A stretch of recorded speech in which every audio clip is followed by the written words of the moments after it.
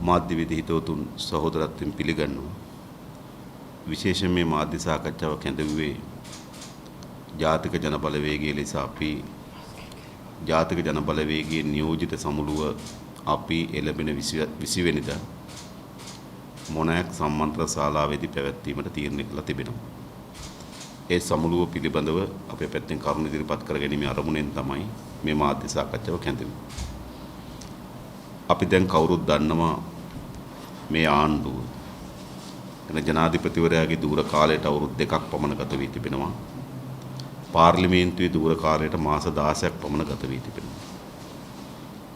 හැබැයි ජනාධිපතිවරයා ජනාධිපති පුටුවේ වාඩි වෙනකොටත් පාර්ලිමේන්තු මැතිවරණයේදී පාර්ලිමේන්තුවේ බලය අත්පත් කරගන්නකොටත් මේ පාලක කණ්ඩායම් විසින් රටට විශාල පොරොන්දු බලාපොරොත්තු රාශියක් දෙනු ලැබුවා. නීති විධානයේ ආධිපත්‍ය තහවුරු කරන රටක්, ආර්ථික සංවර්ධනය අත්පත් කරගනු ලබන රටක්, ගොවි ජනතාවට සහනාධාර ලබා දෙන රටක්, රැකියා ලක්ෂ ගණන් උත්පාදනය කරන රටක්, මේ ආදී සමහර ඒවා ප්‍රායෝගික නොවන පවා නේද අපේක්ෂාවන් බලාපොරොත්තු රටේ ජනතාවට දෙනු ලැබුවා. හැබැයි දැන් සිදු වී තිබෙන තම ඉතා කෙටි කාලයක් ඇතුළත ආණ්ඩු වේගින් අප්‍රසාදයටපත් වෙලා තිබෙනවා, විවේචනයට බඳුන් වෙලා තිබෙනවා. එහි ප්‍රධානම පදනම වෙන්නේ ආර්ථිකයද. මොකද අපේ රටේ ආර්ථිකය අපේ ඉතිහාසයේ ඇති වී තිබෙන ගැඹුරුතම අර්බුදයට මුහුණ දී තිබෙනවා. දැන්ට වාර්තා වෙන විදිහට වරාය කන්ටේනර් 1500කට වඩා අත්‍යවශ්‍ය භාණ්ඩ හිර වෙලා තිබෙනවා. ඒ වගේම අපිට එළඹෙන ණය වාරිකයන් ගෙවා ගැනීමට බැරි තත්වයක් උදා වේයයි කියන සැකයක් මතුවලා තිබෙනවා. ඒ වගේම ජනතාවගේ අත්‍යවශ්‍ය භාණ්ඩ විශාල ලෙස මිල ඉහළ ගිහිල්ලා තිබෙනවා. ඒ වගේම භාණ්ඩවල හිගයක් ඇති වෙලා තිබෙනවා. ආණ්ඩු විවිධ ආනයනික සීමාවන් දාලා තිබෙනවා. ගොවි ජනතාවට තමන්ගේ වගාව කර ගැනීම සඳහා නිසි පරිදි යෙදුම් ලබා දෙන්න අසමත් වී තිබෙනවා. එනිසා ආර්ථික වශයෙන් විශාල ලෙස ප්‍රපාතයටපත් වුණු රටක්. එහි ප්‍රතිවිපාක සමාජයේ සෑම තරාතිරකම පුද්ගලයන්, සෑම ශේෂ්ත්‍රයකම පුද්ගලයන් අද අත්විඳින්න තිබෙනවා. ඒ නිසා ඒ ශේෂ්ත්‍රය ගැන කල්පනා කරොත් රටේ මහජනයාගේ අලුත් වෙනසක් අපේක්ෂාවෙන් කතා කරන්න පටන් අරන් තිබෙනවා, කරුණු ඉදිරිපත් කරන්න පටන් අරන් තිබෙනවා. ඒ වගේම අපි ගත්තොත් වංචාව, දූෂණය, නාස්තිය විශාල ලෙස ඉහළ යමින් තිබෙනවා. විශේෂයෙන්ම ඔබ දැක්ක කොවිඩ් වසංගත තත්ත්වය ඇතුලේ පවා කොවිඩ් වසංගත තත්ත්වය මැඩ පැවැත්වීම සඳහා කරන ලද ක්‍රියාමාර්ගවලදී පවා ගනු ලැබු තීන්දුවලදී පවා වංචා දූෂණ සිදු කළ බව එළිදරව් වී තිබෙනවා. ඒ වගේම පොහොර පිළිබඳ ප්‍රශ්න ආපු වෙලාවේදී ගොවි ජනතාව තමන්ගේ වගාවන්ට පොහොර නැතිවීම පිළිබඳ අඳෝනාව, විරෝධය සමාජය තුළ ඉදිරිපත් වෙනකොටත් පොහොර ප්‍රශ්න විසඳීම ගනු ලැබූ තීන්දුව වංචා දූෂණ වලින් ගහන වෙලා තිබෙනවා. ඒ වගේම ජනතාවට භාණ්ඩ අඩු මිලට ලබා දෙනවා යයි කියමින් බදු අඩු කිරීම, විශේෂයෙන්ම සීනිවල බදු අඩු කිරීමේදී වංචාවන් දූෂණයන් සිදු වී තිබෙනවා. එනිසාද අපේ රටේ ජනතාවගේ විශාල බලාපොරොත්තුවක් සහ උවමනාවක් තිබෙනවා. මේ වංචාව, දූෂණය, නාස්තියෙන් තොර නව පාලනයක් රටට අවශ්‍ය බව. ඒ වගේම රට තුළ විශාල සමාජ අර්බුදයක් නිර්මාණය වී තිබෙනවා. සමාජ මුළු දෙහෙම කඩා වැටලා තිබෙනවා. රාජ්‍ය ආයතන පද්ධති විශාල අකාර්යක්ෂමතාවයක ගිලිලා තිබෙනවා. රාජ්‍ය ආයතන විශාල පාඩු ලබන ආයතන බවට පත් වී තිබෙනවා. රටේ රාජ්‍ය දේපල විකුණන තත්වයකට ඇවිල්ලා තිබෙනවා. ලෝකයේ ඉදිරියේ විවිධ කොන්දේසි වලට යටත්ව ණය ගන්න සිදු වී තිබෙනවා. එනිසා සෑම අතින්ම බිඳ වැටුණු රටක් තිබෙනවා. අසාර්ථක භාවයට පත් වූ රටක් තිබෙනවා. දැන් මේට විසඳුම කුමක්ද? දැන් තවදුරටත් මේ පාලක කණ්ඩායම්ගේ අසාර්ථක ආර්ථික ක්‍රියාවලිය පිළිබඳව වංචා දූෂණ නාස්තිය පිළිබඳව ඔවුන්ගේ අසමත් වීම පිළිබඳව ඇතිතරමට රටේ ජනතාව දන්නවා අපි දන්නවා.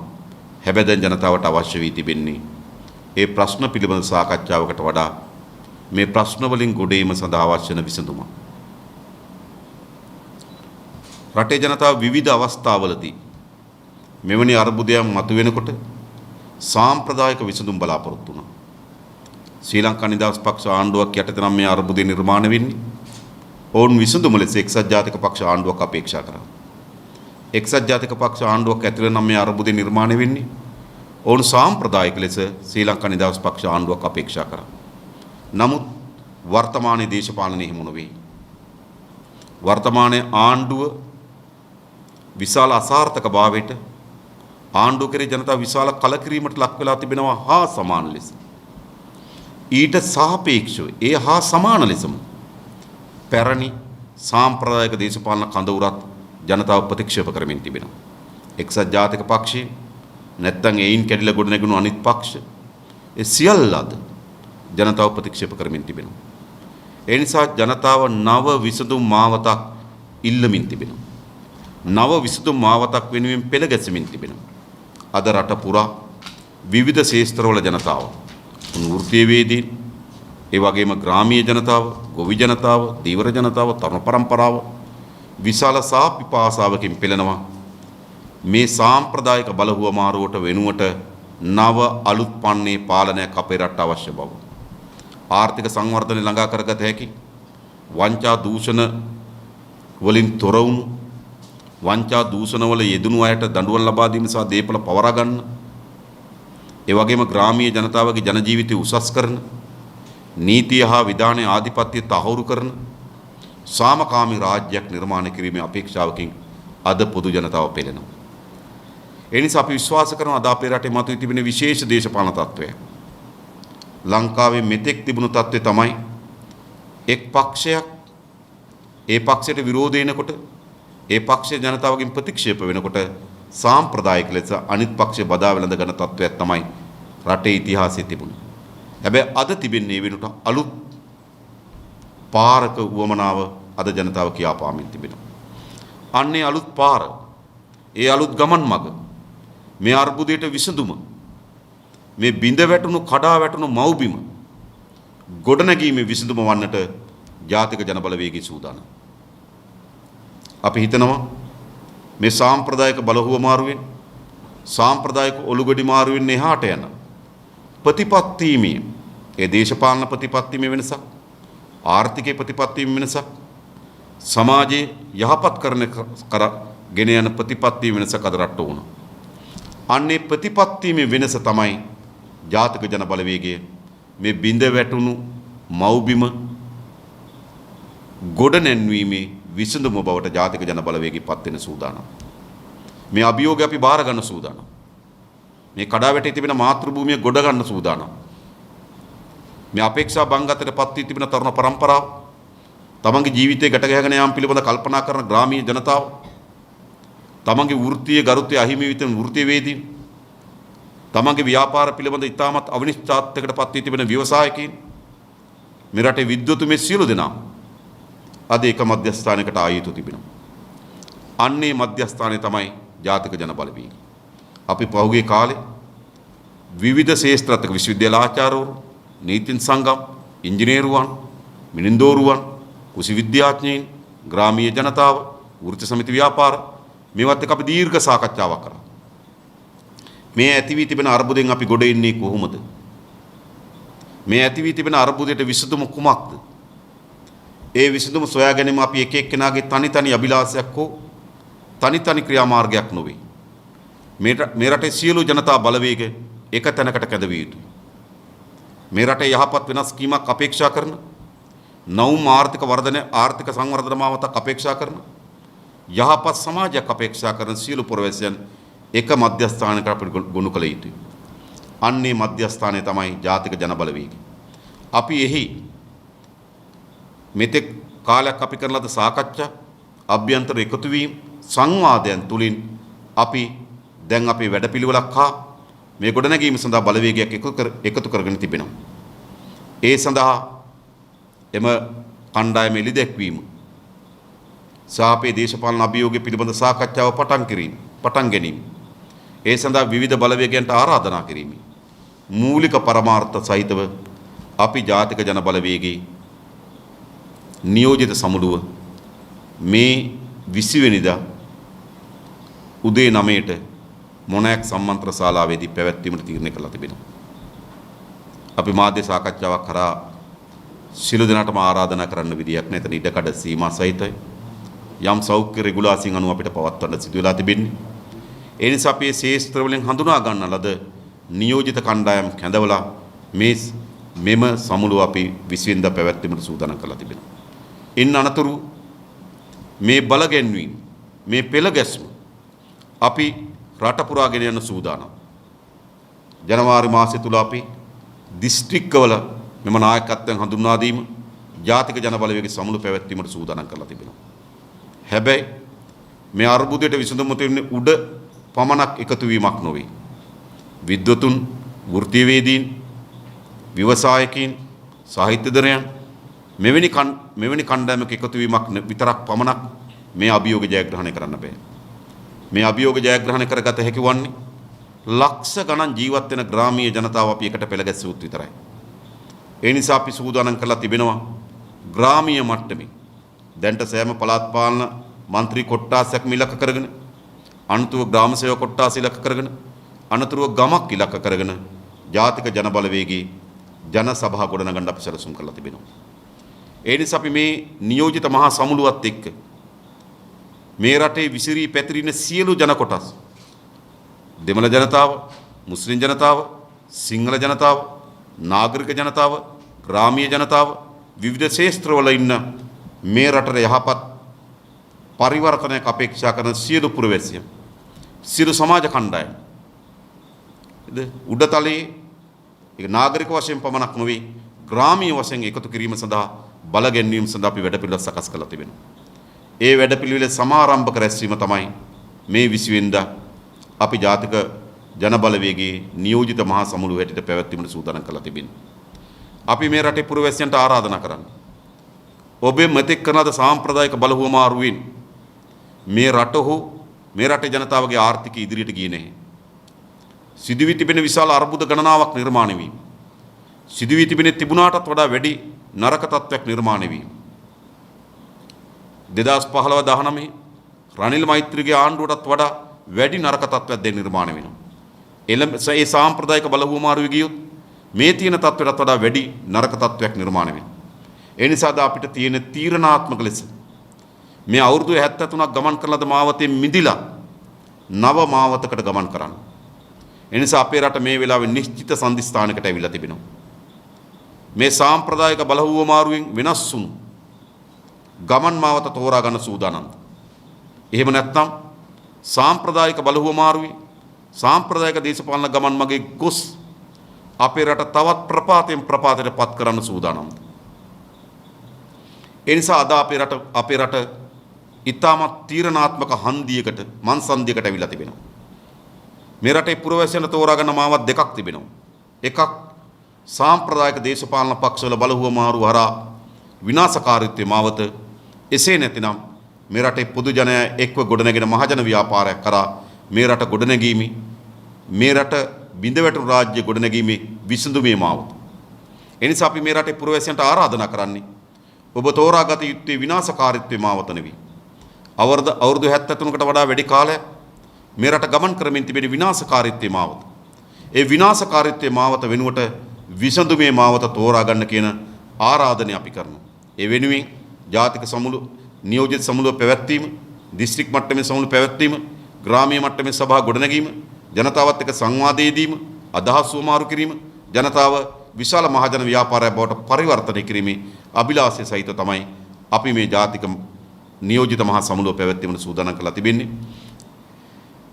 ඒ හරහා මේ රටේ ජනතාවට අපි අලුත් මාවතක්, විනාශකාරීත්වයේ මාවත වෙනුවට විසඳුමේ මාවත යෝජනා කරන්න කැමති.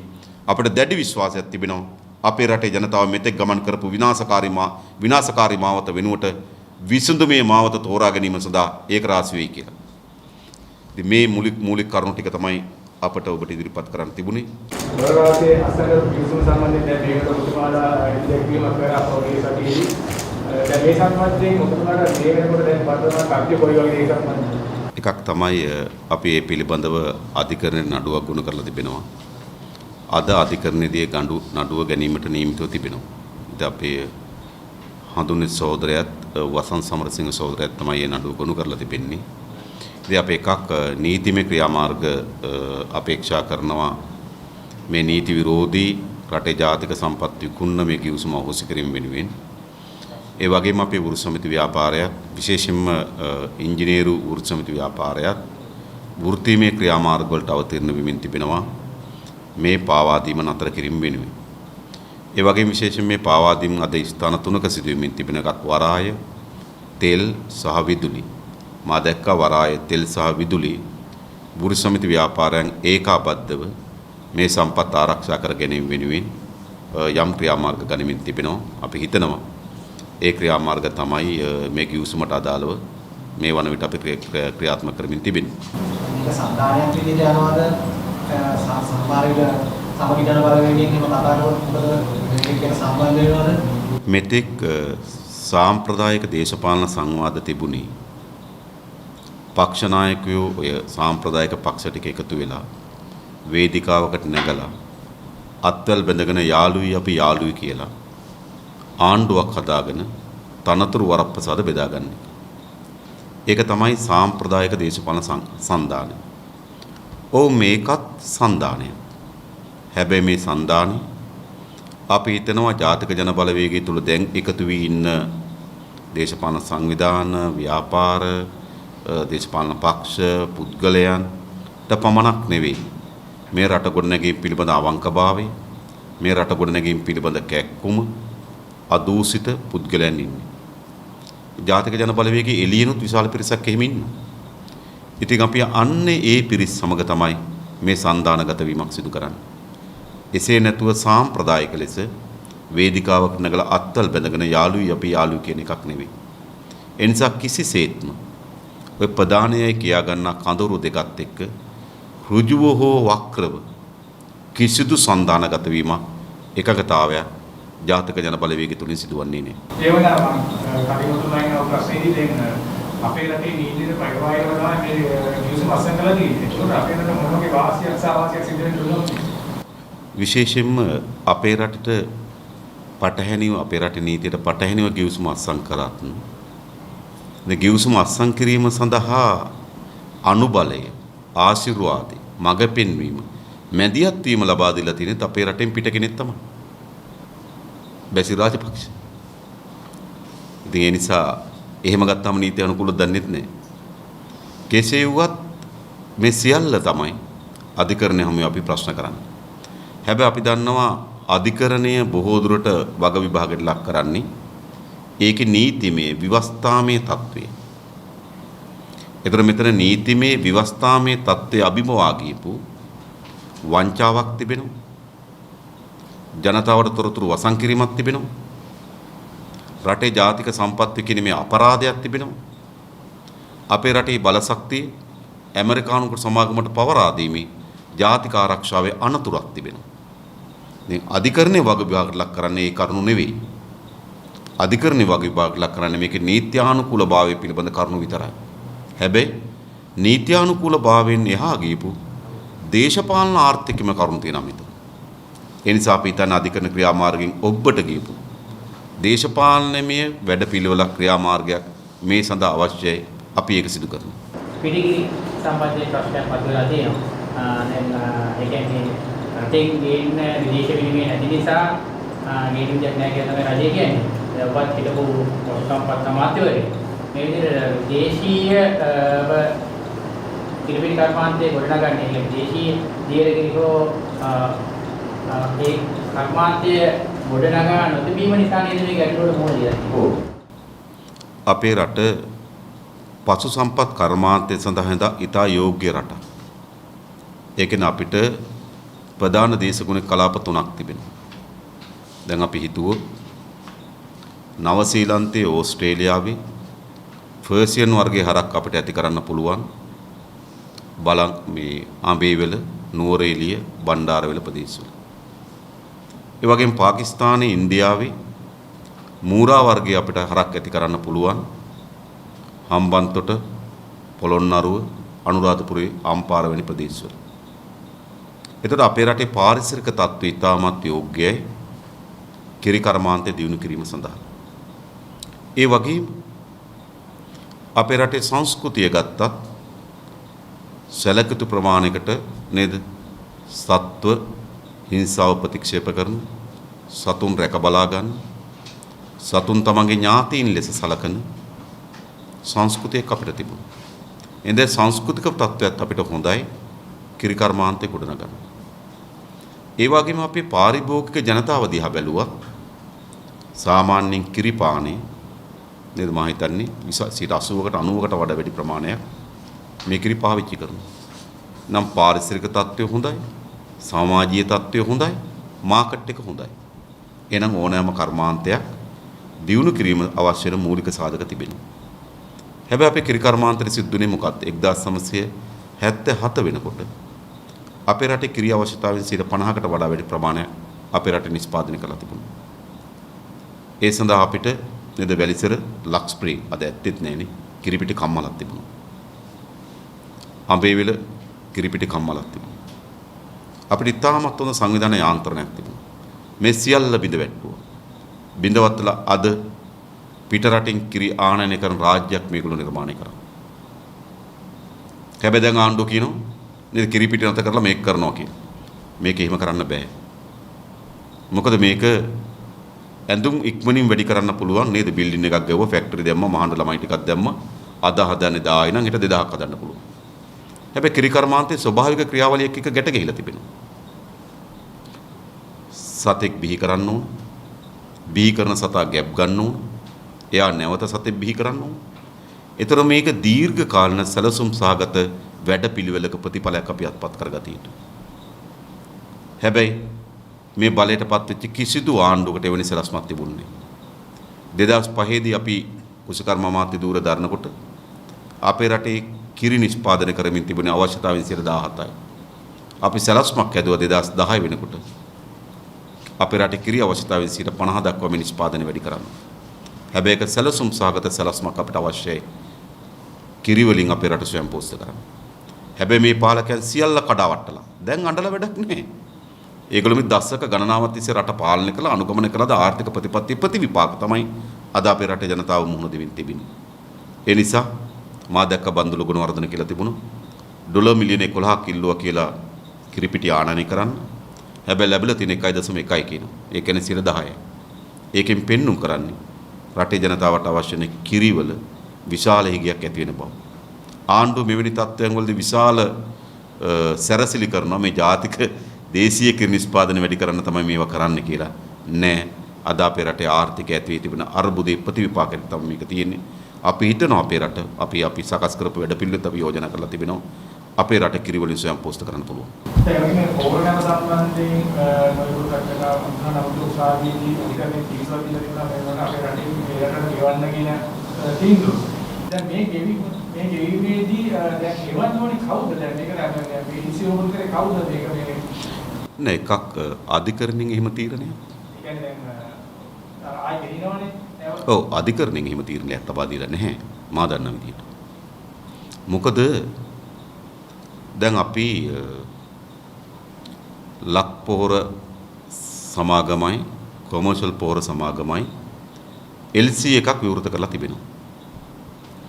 LC එකක් විවෘත කරනවා කියලා කියන්නේ සමාගම් දෙක එතනින් පස්සේ ගනුදෙනුවෙන් එළියේ තියෙනවා. LC එකේ හරය තමයි අපේ රටේ මහජන බැංකුව එකඟ වෙනවා. එහි පොහොර එවන කින්ඩාව සමාගමේ බැංකුවට ඕගොල්ලෝ බය නැතුව බඩු එවන්න මහජන බැංකුව කියනවා අපි වරායට බඩු ආපුවම ඕගොල්ලන්ට සල්ලි එවනවා. ඒක තමයි ණයවර ලිපියක් නිකුත් කිරීමෙන් ලැබෙන බලය. ණයවර ලිපියක් නිකුත් කරනවා කියන්නේ ගනුදෙනුවේ අවසන් සම්මුතිය. මොකද්ද? මහජන බැංකුව එකඟ වෙනවා. කින්ඩාව සමාගමේ බැංකුවට ඕන් නියෝජනය කරන බැංකුවට ඕගොල්ලෝ බඩු එවන්න වරායට බඩු ආවට පස්සේ අපි සල්ලි දෙන්න. ඒ සම්මුතියට ගිහිල්ලා ඉවරයි. ඒ නිසා පොහොර ගත්තත් නැතත් සල්ලි ගෙවන්න ඕන. මේක තමයි තරම. මේකට අධිකරණ නියෝගයක් ඕනේ. ඒක තමයි බැංකු ක්‍රියාවලිය. ඇත්තටම සිද්ධ වුණේ බැංකුවට අධිකරණ නියෝගයක් දුන්නා සල්ලි ගෙවන්න එපා කියලා. බැංකුවට අධිකරණ නියෝගයක් තිබුණ නැත්නම් සල්ලි නිකම්ම නැව එනකොටම දෙනවා. ඒ නිසා මෙතන ගැටලුව තියෙන කුමක්ද? අපේ රටේ ඕනෑම භාණ්ඩයක් ආනයනය කිරීමේදී අපේ ප්‍රමිති ආයතන විසින් සකස් කළ ලද ප්‍රමිතීන් තියෙනවා. ඒතර අපි මෙතෙක් ආනයනය නොකරන ලද භාණ්ඩයක් ආනයනය කරනවා නම් ඒවට අපි නව ප්‍රමිතීන් හදනවා. එතකොට මේ කාබනික පොහොර ආනයන අපේ රට අලුත් දෙයක්. ඒ නිසා නව ප්‍රමිතීන් හැදුවා. ඒ වගේම අපේ රටේ කාබනික ද්‍රව්‍ය ආනයනය කරනවා නම් අපේ කොරන්ටයින් ආරක්ෂණ පනතට යටත් ඒ නිරෝධායන ක්‍රියාවලියක් තියෙනවා.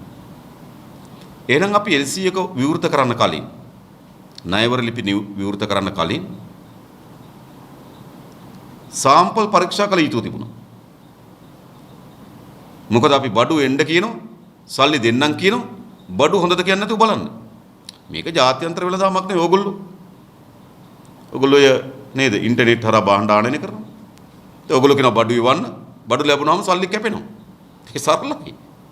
හරි ඊට පස්සේ කියන බඩු දිහා බලලා මේ අප්සෙට් කියන්නේ. එහෙම කියන්න බෑ. හරි ඒ නිසා මොකද්ද කළ යුතු තිබුණේ? සාම්පල් පරීක්ෂා කළ යුතු තිබුණා. ඉතින් සාම්පල් පරීක්ෂා කිරීමකින් තොරව ණයවර ලිපි නිකුත් කරේ කවුද? ඒකට නියෝග දුන්නේ කවුද? ඒ කඩිමුඩිය තිබ්බේ කාටද? ඒකයි වැදගත්. ඒ නිසා මේක කිසිසේත්ම මහජනයාගේ බදු මුදල් වලින් මහජනයාගේ බරක් පැටවෙන විදිහට නොගිය යුතු මුදලක්. එයි මේ රටේ කිසිදු පුරවැසියෙක් මේ ගනුදෙනුවට අවුල් නැහැ.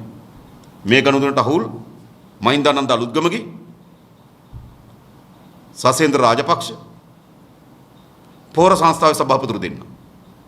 මේ හතර දෙනාම දේශපාලකයෝ.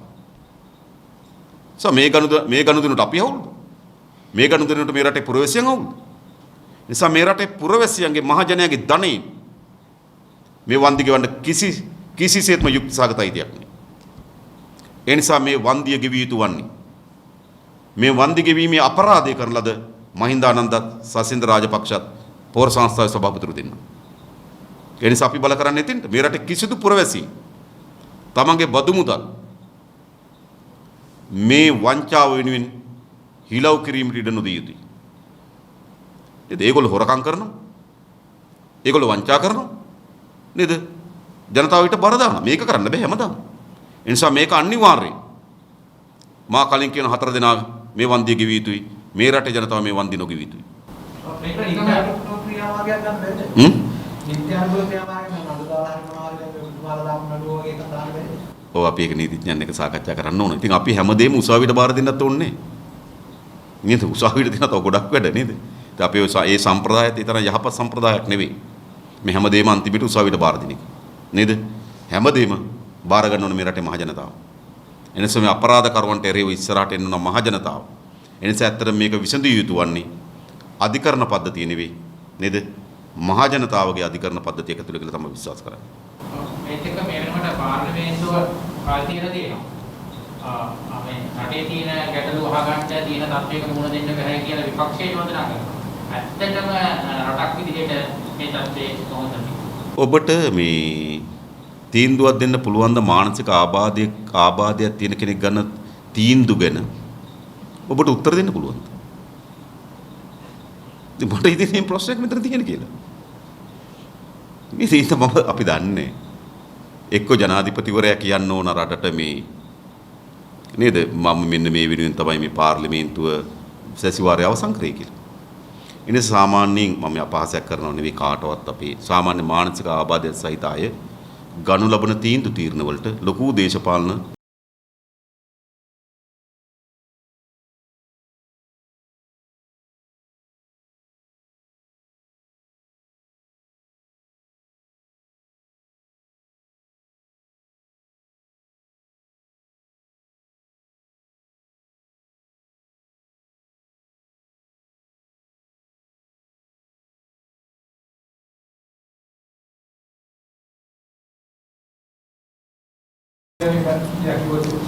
එකක් තමයි ආණ්ඩුව අතර රණ්ඩු තියෙනවා. හැබැයි තීරණාත්මක තැන් මොනවද?